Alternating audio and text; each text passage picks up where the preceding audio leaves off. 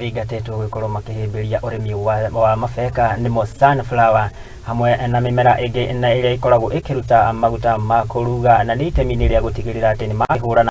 na mathogora ma iguru ma maguta na maria makoragwo makiingirio kuma mabũrũri-inĩ mangi kurehwo guku bũrũri-inĩ ni ritana riria rikitio na muikareri giti wa ruhonge rwa mbegu guku bũrũri-inĩ ni Purity ngirici na uria ugite ati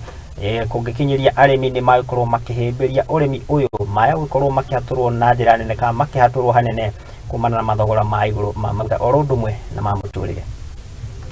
Tunataka kwa wakulima waingilie pia ukulima wa sunflower, sababu mojawapo ambazo rais aliongelea jana kuhusu mafuta ambayo inatumika nyumbani ambayo ndio inaitwa edible oils.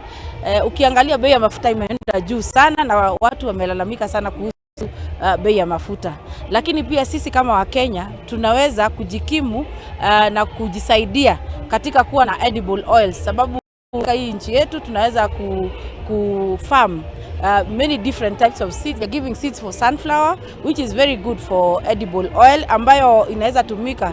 kutengeneza mafuta, inaweza tumika pia kufeed wanyama kama birds,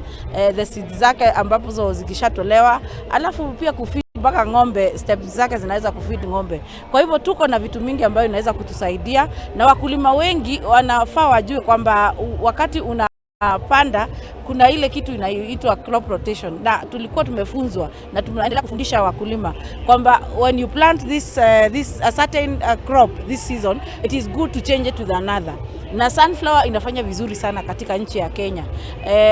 but we want to encourage them that in Kenya we have proper certified seeds ambazo zinaweza kusaidia na zinaweza kuwa na bumper harvest katika ukulima wa sunflower, na utaweza kuuza. You will have a lot of there's a lot of market for it.